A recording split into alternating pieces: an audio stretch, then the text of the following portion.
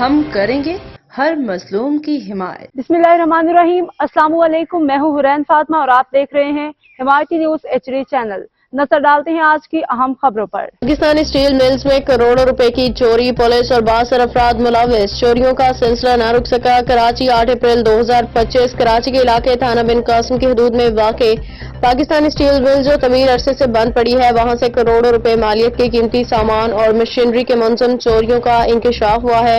متعدد FIRs کے باوجود تاحال چوریوں کا سلسلہ جاری ہے، جبکہ پولیس اور مقامی کباڑیوں کے گٹھ جوڑ کی اطلاعات بھی منظر عام پہ آئی ہیں۔ تفصیلات کے مطابق پاکستانی اسٹیل مل جو ملک کا سب سے بڑا صنعتی ادارہ تصور کیا جاتا ہے، گزشتہ کئی سالوں سے غیر فعال ہے۔ سینٹ کی قائمہ کمیٹی برائے صنعت و پیداوار کو جمع کروائی گئی رپورٹ میں انکشاف کیا گیا ہے کہ اسٹیل مل میں 500 سے زائد سیکیورٹی اہلکار مختلف اداروں کے اہلکار تعینات ہیں۔ اس کے باوجود ادارے سے لوہا، پیتل، تانبا، کاپر سمیت اربوں روپے کی مشینری چوری کی جا چکی ہے۔ ذرائع کے مطابق چوری کے اس منظم نیٹ ورک کی پشت پناہی تھانہ بن قاسم کے SHO طاہر قادری کر رہے ہیں، جبکہ اسٹیل ملز کے بعض سیکیورٹی گارڈز بھی اس جرم میں سہولت کار کا کردار ادا کر رہے ہیں۔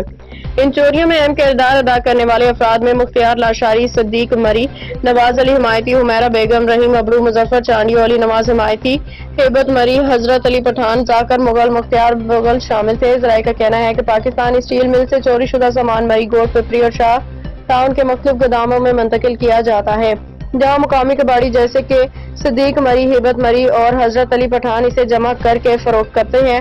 بتایا جاتا ہے کہ یہ افراد ماضی میں مالی طور پہ کمزور تھے، تاہم اب راتوں رات ارب پتی بن چکے ہیں۔ یہ بھی انکشاف ہوا ہے کہ عزیز خان نامی شخص چوری شدہ مال کی منتقلی، لین دین کا مرکزی کردار ادا کر رہا ہے، جو اسٹیل مل کے اندر لنک کمپنیوں کے ذریعے کروڑوں روپے کی چوریوں میں ملوث رہا ہے۔ یہی شخص غیر قانونی طور پہ ایرانی پیٹرول ڈیزل کی خرید و فروخت میں بھی سرگرم رہا۔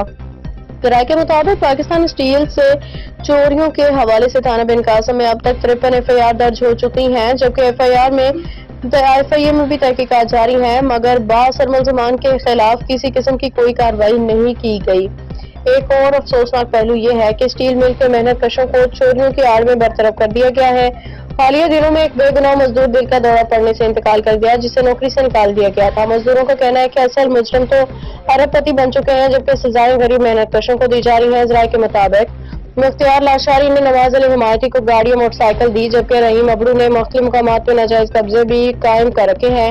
یہ منظم جرائم اور چوریوں کا سلسلہ اگر نہ روکا گیا تو نہ صرف قومی خزانے کو نقصان پہنچے گا، بلکہ صنعتوں کا اعتماد بھی مکمل طور پہ ختم ہو جائے گا۔ روزنامہ حمایتی نیوز کی انٹرنیشنل رپورٹ، CEO نذر حمایتی۔